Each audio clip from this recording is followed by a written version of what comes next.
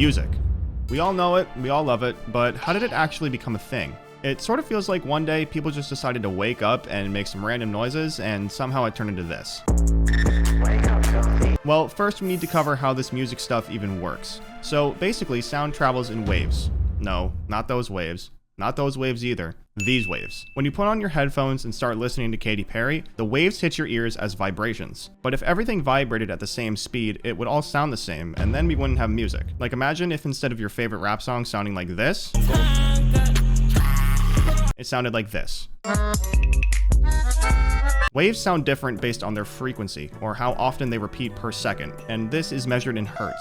Say for example this sound wave repeated 4 times in 1 second. It would have a frequency of 4 hertz. To put that into perspective, humans can hear frequencies from about 20 hertz all the way up to 20,000. The higher the frequency, the higher pitch something will sound. But how do these frequencies make it into our brain? Well, those vibrations from before are intercepted by your ear, more specifically the cochlea.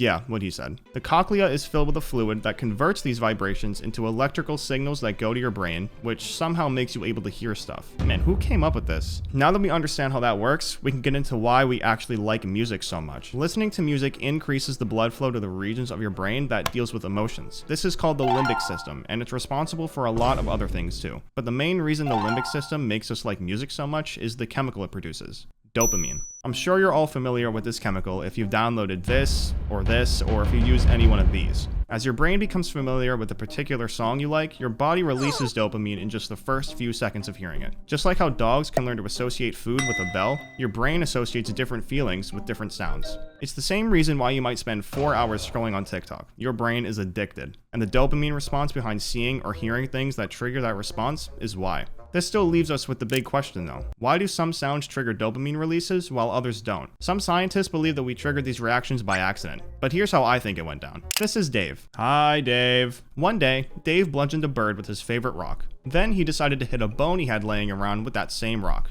After that, he picked up the bone that now conveniently had some holes in it and blew into it. And bam, just like that, the very first flute was born. It was all downhill from there though, because eventually that led us to today, where now we have to put up with stuff like this.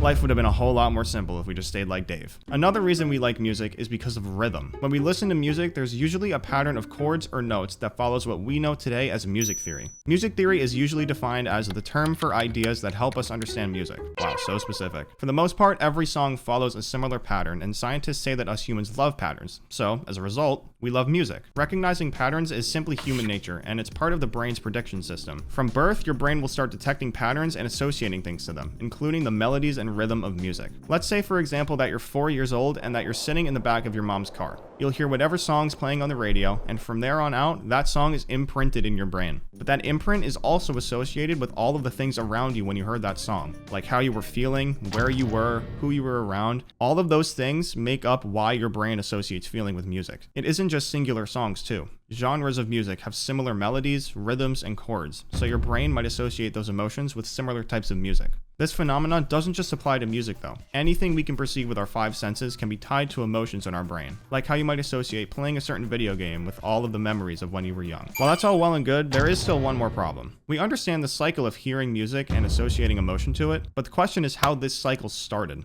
It all ties into that wooden flute. Once we started making the most simple melodies of just a few notes, it snowballed into the music we know today. So the next time you're listening to music, now you'll understand how it works, and it's all because of me. In reality though, I'm just a dude who likes science. So subscribe and leave a like if you like science, I guess.